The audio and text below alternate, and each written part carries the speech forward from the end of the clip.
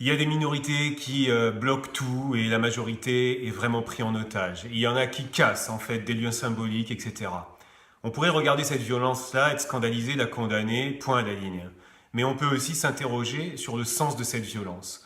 S'interroger sur le sens de cette violence, ça ne veut pas dire l'accepter.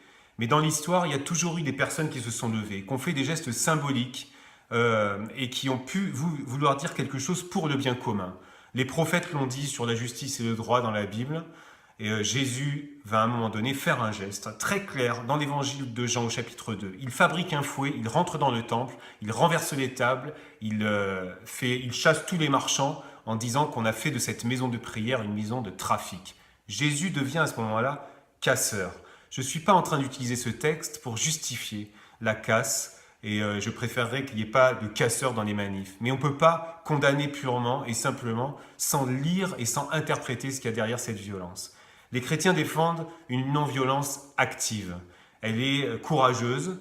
Je ne sais pas si moi je serais capable de la vivre jusqu'au bout. En tout cas, certains nous l'ont montré. C'est une non-violence qui fait face à l'adversaire, qui ne le méprise jamais. C'est une non-violence qui, lorsqu'elle va agir, le fait à visage découvert. Et elle va aussi accepter les tribunaux lorsqu'ils sont justes, parce qu'on peut comprendre que certains fuient les tribunaux dans des conditions où les tribunaux sont arbitraires.